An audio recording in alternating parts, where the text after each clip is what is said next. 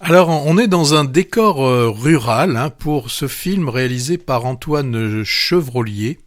Souvenez-vous, il y a quelques semaines, on avait eu une comédie qui s'appelait 20 dieux. Et bien là, le cinéma installe à nouveau sa caméra hors des cités.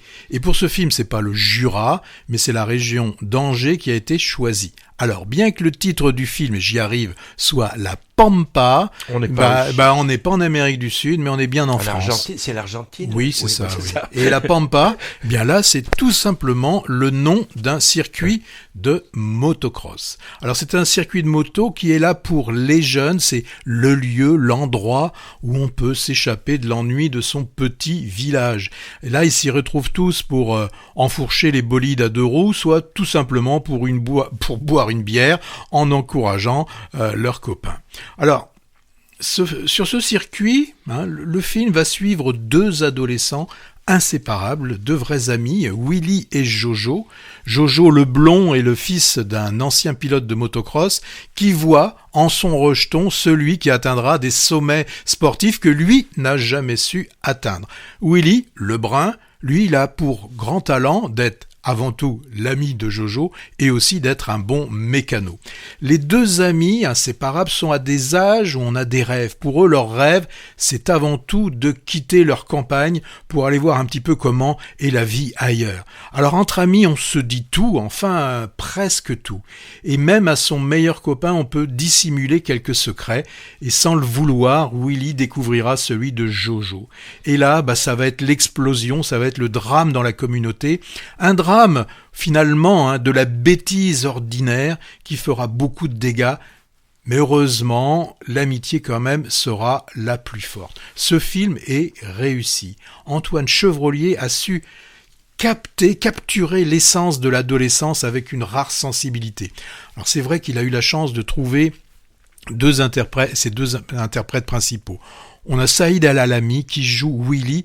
C'est vraiment un jeune talent qu'on a vu déjà, par exemple, dans la mini-série sur Malik Oussekine et récemment dans Leurs enfants après eux. Il est vraiment d'une justesse déconcertante et souvent, son regard, un regard perdu comme ça dans l'horizon, il est capable d'exprimer une profondeur et une tristesse qui touche vraiment droit au cœur.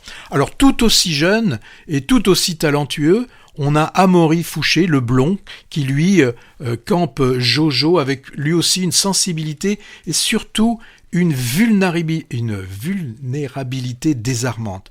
Il est d'une délicatesse poignante, une véritable chimie s'est installée entre les deux acteurs qui rendent vraiment crédible cette relation amicale de deux amis. On a vraiment une chimie entre les deux acteurs, c'est palpable et ça rend vraiment leur interaction à l'écran d'autant plus crédible et également émouvante. Alors, je n'oublierai pas de citer l'interprétation d'Artus. Alors, c'est vraiment quasiment une performance qu'il nous fait. Un contre-emploi. Ah oui, il ajoute vraiment une dimension supplémentaire au film. Là, il est loin des films comiques, il montre vraiment une capacité à faire un virage à 180 degrés. Mais n'oublions pas, avant, un petit truc en plus, au niveau cinématographie, ou en tout cas au niveau série, il était dans le bureau des légendes. Ah, c'est vrai. Oui, là, il était très intéressant. Donc, on voit que Artus est vraiment un homme aux facettes multiples. Alors, dans le film, c'est le grand frère, mentor, mais aussi un être trouble.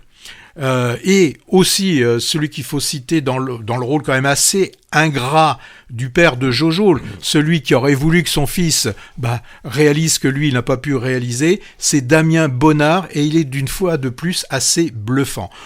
Pour moi, Antoine Chevrollier nous propose un film touchant, il devrait plaire à beaucoup et ce sera mérité. Ouais, un récit dramatique, je trouvais très bien mené. Moi, je l'ai découvert il y a quelques mois au festival Jean Carmé de Moulins, où le jeune acteur blond avait eu le prix du meilleur acteur. Très belle histoire d'amitié adolescente. Alors, c'est le premier film de cet Antoine Chevrollier, et justement, il a réalisé des épisodes des séries Le Bureau des légendes ou Baron Noir, par exemple.